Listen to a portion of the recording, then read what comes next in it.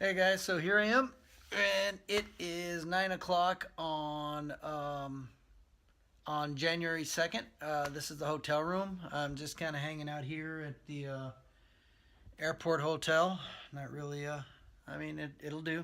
It's warm, and getting ready. After 23 hours of flying. I just crashed. I was wanting to do a little bit of sightseeing, but man, I was just spent. It was a week full of festivities because of New Year's Eve and Christmas and family and friends, and so um, by the time by the I just needed some sleep. So as soon as I got to the hotel room, I just zonked for about 3 or 4 hours. Got up, grabbed some food, and then now just catching up on some blogging and doing some more writing.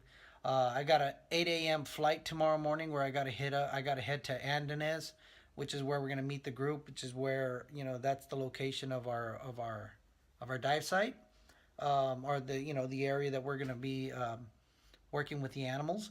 And yeah, I'm looking forward to that. Looking forward to going back and working with the people that we worked with this past season.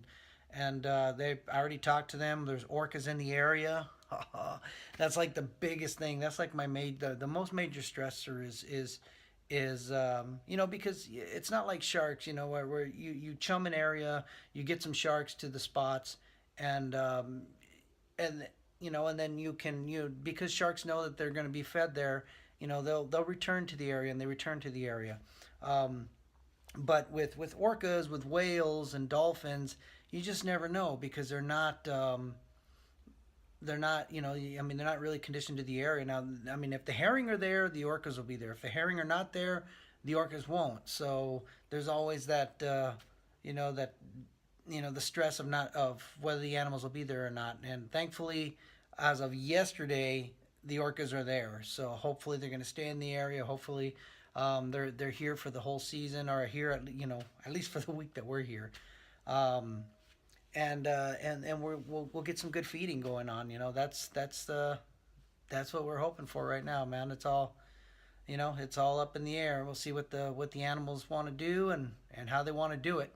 Um, and yeah, so there we go. So I'm today. It's just I'm gonna rest up some more. I really needed it. So I got bedhead going on, but it was it's just it's going to be pretty exciting. I'll be able to now, I'll be posting a lot.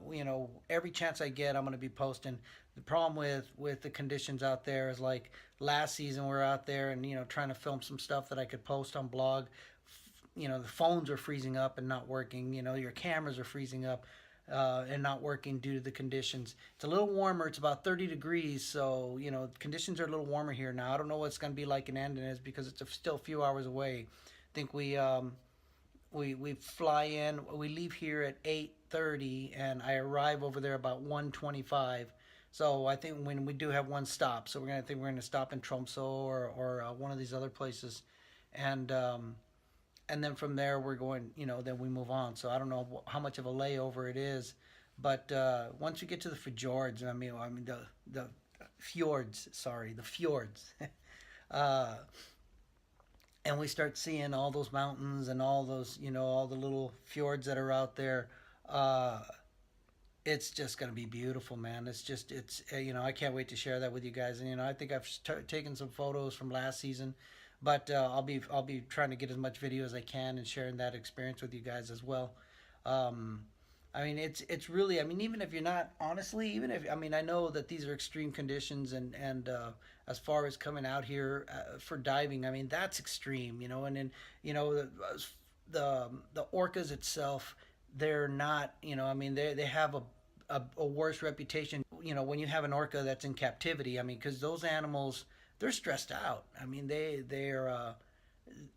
have nothing to do. It's like being locked in your bathroom for 20, 30 years. And, you're going to freak out too. So, these animals are not designed by nature to live in a bathtub.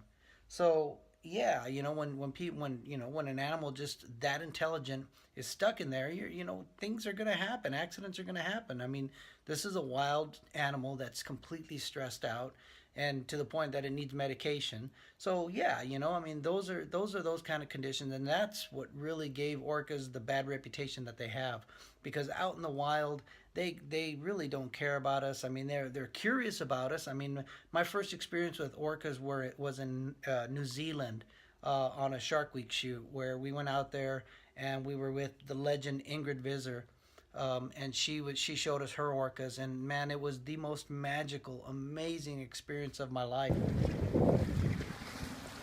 Coming up with the big male. Here he comes. Here he comes. Here he comes. I missed the top of his fin. I was so busy. It was just looking at the bottom. Oh, that one's got a cookie cutter shark bite on its eye patch.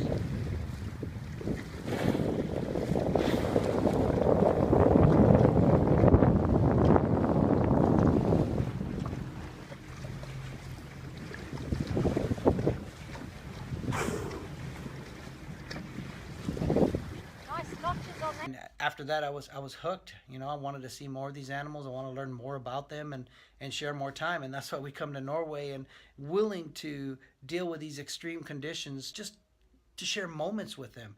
And that, I mean, and it was that. That experience out there that makes me want to come back here. So this is our second season out here. We were planning to go back in November. We're going to a different area, Tromso, because the orcas are in different areas. So we're going to go to Tromso this coming November. So if anybody wants to join us for that one, we're going in November 2017.